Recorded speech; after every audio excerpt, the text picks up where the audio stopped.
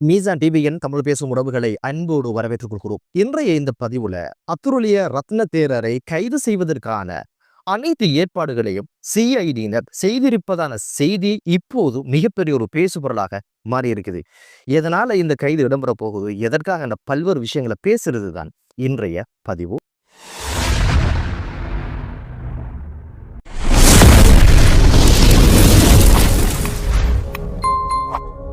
அத்துருளிய ரத்ன தேரர் நாட்டுக்காக்க வந்த மிகப்பெரிய ஒரு வள்ளலாக பேசப்பட்டவர். இந்த ஒரு கைது இவர் விஷயத்தில் எதற்காக நடக்க போகுது அப்படின்னு கேட்டீங்கன்னா, இவரு விமலதிஸ்ஸ தேரரை கடத்தி வச்சு கொலை மிரட்டல் விட்ட சம்பவம் குறித்து இதுக்கு பின்புலமாக அத்துருளிய ரத்ன தேரரோட சேர்த்து தேசபந்து தென்னகோன், டிரான் அலஸ், அதுக்கு மேல கோட்டாபய ராஜபக்ஷ இருப்பதான செய்திகள் இதுக்குள்ள இருக்கிறதுனால சாணி அபேசேகர என்ன பண்ணினாருன்னா, அந்த ஃபைல தூசி தட்டி அதை விசாரணைக்கு இப்ப எடுத்திருக்கிறாரு. இப்போது இந்த ஒரு விஷயம் பேசுபொருளாக மாறி இருக்கு. இந்த கதை எங்க தொடங்கிச்சு அப்படின்னு பாத்தீங்கன்னா, கோட்டபய ராஜபக்ஷ ஜனாதிபதியாக இருக்கும்போது ஒரு பொது தேர்தல் 2020ஆம் ஆண்டு நடக்குது. இந்த பொது தேர்தல்ல நாட்டுக்காக்க வந்த வள்ளல்கள் சொல்லி அத்துருளிய ரத்ன தேரர், ஞானசார தேரர், அதே போல விமலதிஸ்ஸ தேரர், இப்படி பல்வேறு நபர்கள் சேர்ந்து ஒரு கட்சி உருவாக்கினாங்க. அந்த கட்சியின் பேர் என்ன அப்படின்னு பாத்தீங்கன்னா, அப்பே ஜனபலய கட்சி. இந்த கட்சியினூடாக தேர்தலை களங்கண்டாங்க. அவங்க மொத்தமாக எடுத்த வாக்குகள் எத்தனை அப்படின்னு கேட்டீங்கன்னா 67,758 வாக்குகளை பெற்றாங்க. இவங்களுக்கு தேசிய பட்டியல்ல ஒரு ஆசனம் கிடைச்சது. இந்த தேசிய பட்டியல் ஆசனத்துக்கு உடனடியாக போட்டி கிளம்ப ஆரம்பிச்சது. இந்த கட்சியினுடைய செயலாளர் விமலதிஸ்ஸ தேர்தலுக்கு பாராளுமன்ற போகணும்னு ஆசை. அதே போல கட்சி தலைவராக இருந்தவர் சமன் பெரராவுக்கும் போகணும்னு ஆசை. இதுக்கெல்லாம் மேல போட்டியில கலந்து கொண்ட தேர்தல கலந்து கொண்ட அத்துருளிய ரத்ன தேர்தலுக்கு போகணும்னு ஆசை. அவங்களுக்குலாம் ஆசை இருக்கும்போது ஞானசார தேர்தலுக்கு இருக்காதா என்ன? அவரும் அதுல ஆசைப்பட்டாரு. இழுபறியாக பெரிய ஒரு பிரச்சனை போற இந்த சந்தர்ப்பத்துல தான் இதுக்கு ஒரு தீர்வு கிடைக்கணும் அப்படின்னு சொல்லி அத்துருளிய ரத்ன தேரர் பக்காவான ஒரு பிளேனை போட்டாரு. இந்த பிரச்சனை உக்கிரமடைகிற நேரத்துல தான் ஜப்பான்ல இருந்து வசந்த என்று சொல்லப்படுகிறவர் விமலதிஸ்ஸ தேரருக்கு போன் பண்ணி சொல்லியிருக்கிறாரு, இந்த பிரச்சனையை கோட்டாபய ராஜபக்ஷ பேசி தீர்த்து கொள்ளலாம், ஜனாதிபதி இருக்கிறாரு, மத்தியஸ்தம் வகிப்பாரு, ஏதோ ஒரு நியாயமான ஒரு தீர்வை வாங்கி தருவார் அப்படின்னு ஒரு ஐடியா கொடுத்ததுனால பரவாயில்லப்பா அப்படின்னு சொல்லி இவரும் அதுக்கு ஓகே சொல்லி உடனடியாக நேரம் குறிக்கப்பட்டு பேச்சுவார்த்தைகளை கலந்து கொள்ளலாம் அப்படின்னு சொல்லி ஒரு குறித்த தினத்துல விமலதிஸ்ஸ தேரரும் அவரோட கட்சியில ஒரு 3 பேரை கூட்டிட்டு அவர் போறாரு பிரியாணையில் இருக்கின்ற கோட்டாபய ராஜபக்ஷ அவர்களுடைய வீட்டுக்கு. பாதுகாப்பு துறையினர் கேட்ல வச்சு அவங்கள தடுத்து நிறுத்திட்டாங்க. ஒரு வாரியா கொஞ்ச நேரத்துல அத்துருளிய ரத்ன தேரர் மிரியான வீட்டுக்குள்ள அவருக்காக கேட் திறக்கப்பட்டது. அவர் உள்ள போனாரு. உடனடியாக இவரும் போக முற்பட்ட நேரத்துல சொன்னாங்க, வாகனத்தை வச்சுட்டு இவங்களெல்லாம் விட்டுட்டு நீங்க மட்டும் போகலாம் அப்படின்னு அனுமதியை கொடுத்தாங்க. அப்ப அத்துருளிய ரத்ன தேரர் முன்னுக்கு போயிட்டாரு. அதுக்கு பின்னால நடையாக இவர் போறாரு மிரியான வீட்டுக்கு. உள்ளுக்கு போன உடனே கோட்டாபய ராஜபக்ஷ அவங்க ஒரு சோர்ஸ் அணிஞ்சு கொண்டு டீ குடிச்சிட்டு இருந்தாராம் என்று சொல்லப்படுது. இதுக்கு பிறகு ஹோலோட பக்கத்துல இருக்கின்ற அறைக்குள்ள 2 தேரர்களும் போயிருக்கிறாங்க. பிறகு டீயை குடிச்சிட்டு கோட்டாபய ராஜபக்ஷ அவங்க உள்ளுக்கு போனாராம்.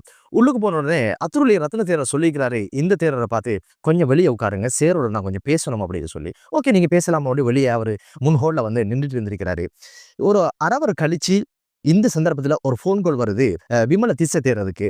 அது சொல்லப்பட்ட விஷயம் என்ன அப்படின்னு பாத்தீங்கன்னா, தேசபந்து தென்னகோன் சொன்னதுக்குங்க உங்களோட அந்த 3 பேரையும் கைது செஞ்சு அவங்களோட வாகனத்தையும் போலீசாருடைய கஸ்டடிக்கு எடுத்துட்டாங்க. ஒரு அதிர்ச்சியான ஒரு செய்தியை சொன்ன உடனே மிகப்பெரிய டென்ஷன் அவருக்கு, என்னடா நடக்குது நம்மளை சுத்தி அப்படின்னு சொல்லி. அப்படி அந்த அதிர்ச்சி வெளியே வாரத்துக்கு முதல் கோட்டாபய ராஜபக்ஷ அவர்களுடைய பாதுகாப்பு பிரிவை சேர்ந்த ஒருத்தர் சொல்லியிருக்கிறாரு, உங்களோட பிரச்சனைய டிரான் அலஸோட பேசி தீர்த்து கொள்ளட்டுமாம் சேர் சொன்னாரு அப்படின்னு சொல்லி அவரு முடிச்சிருக்கிறாரு. உடனே வெளியே பார்த்தா ஒரு வெள்ளை கார் இருக்குது. அந்த காருக்குள்ள உங்களை ஏறட்டுமாம், இவங்களோட பயணிக்கட்டுமாம் சொன்ன நேரம் காருக்குள்ள இருந்த டிரைவர் யாருன்னு பார்த்துருக்கிறாரு. பார்த்தா அத்துருளிய ரத்ன தேரருடைய சொந்தக்கார ஒருத்தர் தான் டிரைவரா இருந்திருக்கிறாரு. இவர் முள்ளுக்கு அத்துருளிய ரத்ன தேரரும் அந்த காருக்குள்ள ஏற முன் சீட்ல கோட்டாபய ராஜபக்ஷ அவர்களுடைய பாதுகாப்பு பிரிவை சேர்ந்த ஒருத்தரும் அந்த கார்ல ஏறி இருக்கிறாங்க. இப்ப இவங்க பயணம் எங்க போறாங்க அப்படின்னு பாத்தீங்கன்னா, டிரான் அலஸ சந்திக்கிறதுக்கு. அங்க போனா டிரான் அலஸும் தேசபந்து தென்னகோனும் பக்கத்துல கொள்ளுப்பட்டி போலீஸ் நிலையத்தினுடைய ஓவைசி இருந்திருக்கிறாங்க. பேச்சுவார்த்தை ஆரம்பிச்ச உடனே தேசபந்து தென்னகோன் ஒரு மிரட்டலான குரல்ல சொல்லியிருக்கிறாரு, உன்னை கைது செஞ்சு சிறைக்கு அனுப்பி அந்த சிறையில வச்சு உன்னை சோழியை முடிச்சிருவோம், நாங்க சொல்றவருக்கு தான் இந்த தேசிய பட்டியலை கொடுக்கணும் அப்படின்னு சொல்லி. அப்ப இவர் சொல்லிக்கிறாரு, இது எங்க வீட்டு பிரச்சனை, இதுல நீங்க யாருக்கு கொடுக்க சொல்ல, எனவே நாங்க யாருக்கு கொடுக்கறத முடிவு செஞ்சு கொள்வோம் அப்படின்ற மாதிரி இவர் கதைச்சிருக்கிறாரு. அப்ப சொல்லிக்கிறாரு, பரவாயில்ல, நீங்க அத்துரலிய ரத்தன தேரர் உங்களோட கட்சியில கேட்டவர் தானே, அவருக்கு கொடுங்க. அப்படி நீங்க கொடுத்தா உங்களுக்கு 10 கோடி பொறுமதியான பணம் தருவோம் அப்படின்னு சொல்லி எடுத்து விட்டுருக்கிறாரு. எல்லாரும் யோசிச்சு பார்த்துட்டு என்னடா பண்ணலாம் அப்படின்னு சொல்லி வழி இல்லாம இவரு சொல்லியிருக்கிறாரு, நான் கைச்சாத்து இடுவதாக இருந்தால் நீங்க என்னோடு வந்த அந்த 2-3 பேரையும் விடுதலை செய்யணும், அவனோட வாகனத்தை கொடுத்து அனுப்பணும். அப்படியாக இருந்தா நான் உங்களுக்கு கைச்சாத்து இடுவேன் அப்படின்னு ஒரு விஷயத்த சொல்லியிருந்தாரு. ஏன்னா கட்சியோட செயலாளர் இவருடைய சைன் இல்லாம அந்த தேசிய பட்டியல் யாருக்கும் கொடுக்க முடியாது என்பதனால இவரை கடத்தி வச்சுதான் இந்த ஒரு விஷயத்த செஞ்சிருக்கிறாங்க. இப்போது கைச்சாத்திடுவதற்கான ஆயத்தங்கள் நடந்தது. உடனடியாக தேசபந்து தென்னக்கோன் ஃபோன் பண்ணி அவங்களை எல்லாம் விடுதலை செஞ்சாச்சு அப்படின்னு சொன்னதுக்கு பிறகு வித்து பேப்பரை கொடுத்திருக்கிறாங்க சைன் பண்ண. இந்த கட்சியினுடைய தலைவர் சமன் பெரேரா என்ன செக்ரட்டரியிலிருந்து நீக்கி ஒரு கடிதம் எழுதி தேர்தல் ஆணையாளருக்கு அனுப்பிட்டாரு அப்படின்னு சொல்லியும், பரவாயில்ல நீ சைனை பண்ணு, மிச்சத்தை நாங்க பாத்துக்கிறோம் அப்படின்னு சொல்லி தேர்தல் ஆணையாளரா அதை நாங்க பாத்துக்கிற சொல்லி, உனக்கு எதுக்கு, நீ இதுல சைனை பண்ணு அப்படின்னு சொல்லி விடாப்பிடியாக சைனை பண்ணி வாங்கி எடுத்துட்டாங்க. சரி, வாங்கி எடுத்தது பிறகு விட்டாங்களா என்னன்னு பார்த்தா இல்ல. அங்கிருந்து வெளியில் எடுத்து இவரை கொல்லுப்பட்டி போலீஸ் நிலையத்தினுடைய பொறுப்பதிகாரி வந்த அந்த ஜிப்ல இவரை ஏத்திருக்கிறாங்க. உள்ளுக்கு யார் இருந்திருக்கா அப்படின்னு பார்த்தா ஒரு போலீஸ் டிரைவர் இருந்திருக்கிறாரு.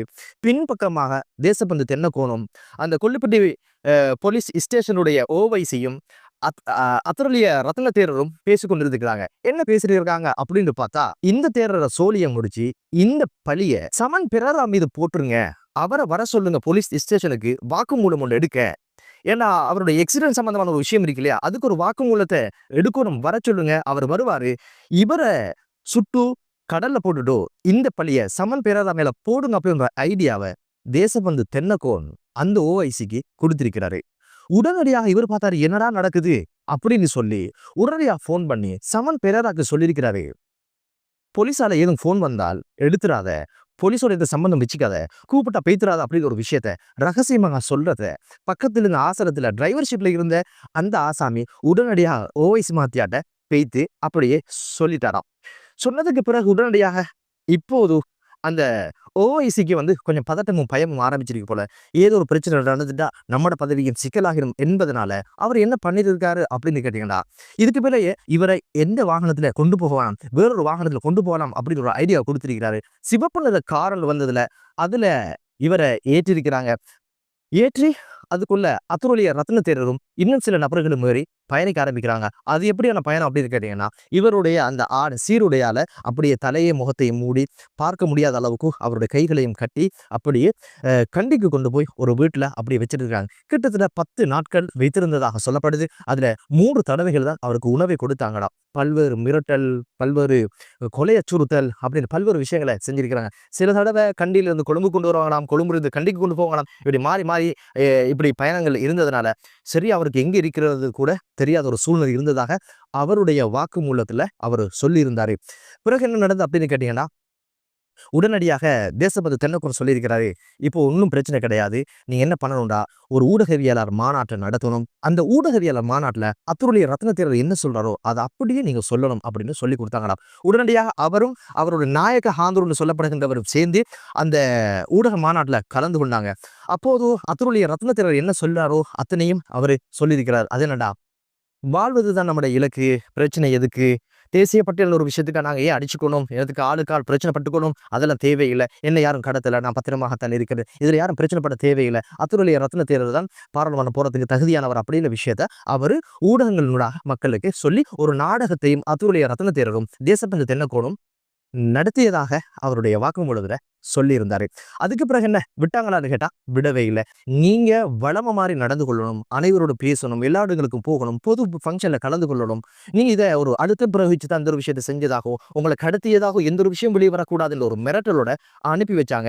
நீங்க எல்லா இடங்களும் பூஜை செய்யணும் என்ற வேண்டுகோளுக்கு அவர் சொல்றாரு, அனுராதபுரத்துல பூஜை செஞ்சன், புலனர்வையில் பூஜை செஞ்சன், கத்தரகமையில பூஜை செஞ்சன், பாஸ்டி கூடால பூஜை செஞ்சன், இவங்களுக்காக பல்வேறு பூஜைகளை செஞ்சு எனக்கு எந்த பிரச்சனையும் இல்லை, நான் சாமானிய மனிதனை தான் இருக்கிறேன்னு ஒரு விஷயத்த நடிக்க வேண்டிய ஒரு நிர்பந்தம் எனக்கு ஏற்பட்டது என்ற ஒரு விஷயத்த இப்போது அவர் ஊடகங்களுக்கு சொல்லி இருந்ததை பார்க்க முடிந்தது. நான் மேல் சொன்ன அனைத்து விஷயங்களும் அவருடைய வாக்குமூலம், சிஐடியில வாக்குமூலம் கொடுத்ததும் ஊடகங்களுக்கும் சொன்ன விஷயங்கள்ல அந்த ஒரு விஷயம். நீதியை நிலைநாட்ட வேண்டிய மக்கள் பாதுகாப்பு அமைச்சரும் சட்ட ஒழுங்கு பேண வேண்டிய தேசபந்து தென்னகோன் என்ன பண்ணி வச்சிருக்காங்கன்றது நமக்கு தெரியுது. இப்போது சிஐடிக்கு புதிதாக நியமனம் பெற்று வந்திருக்கிறது ஷானி அபேசேகர இந்த ஒரு விஷயத்தை தூசி தட்டிருக்கிறது. காரணம் என்னடா, அத்தூருடைய ரத்ன தேர்தலுக்கு பின்னாலே இருந்தது தேசபந்து தென்னகோன், அவருக்கு பின்னால் இருந்தது டிரானலஸ், அவங்களுக்கு பின்னால் இருந்தது கோட்டாபாயா ராஜபக்ச என்பதனால இவர கைதை எடுத்து இவங்களுக்கெல்லாம் ஒரு செக் வைக்கலாம் என்பதனால தான் இந்த கைதை துரிதப்படுத்த சொல்லியிருக்கிறாரு. இந்த ஒரு விசாரணையை கொண்டு வர சொல்லியிருக்கிறாரு. நாங்க தான் நாட்டை காக்க வந்தவங்க, நாட்டுடைய விசுவாசி நாங்க தான், இந்த நாட்டுடைய பக்தர் நாங்க தான் அப்படின்னு பல்வேறு விஷயங்களை செஞ்சிருந்ததை பார்க்க முடிஞ்சது. முஸ்லீம் அரசியல்வாதிகள் எல்லாம் அரசை விட்டு வெளியேறணும்னு சொல்லி அத்தருடைய ரத்ன தேரர் உண்ணாவிரதம் இருந்ததையும் நாங்க பார்த்தோம். தலதா மாளிகைக்கு முன்னால ஒரே ஒரு தேசிய பட்டியல் தீர்க்க முடியாம ஆளை கடத்தி கொலை மிரட்டல் விட்டு அங்கு போய் இங்க புடித்து லஞ்சம் கொடுத்து பெறவங்க எல்லாம் இந்த நாட்டுக்கு தீர்வு தருவாங்களா அப்படின்னு கேட்டீங்கன்னா இல்ல. 10 கோடி கொடுத்தாவது பாராளுமன்ற உறுப்பினர் வேணும்னு கேட்கறாங்களா இருந்தால் எதுக்காக அப்படின்னு பார்த்தா அந்த சுயநல அரசியலுக்காகவும் எங்காவது கொள்ளையடிப்பதற்கான ஆயத்தம் தான். பொறுத்திருந்து பார்க்கலாம். அத்துடைய ரத்ன தேரருடைய கைது கூடிய சீக்கிரம் நடக்கும். அதே போல சமன் பெரேராக்கு என்ன நடந்த ஒரு விஷயத்த சொல்லி ஆகணும் இல்லையா?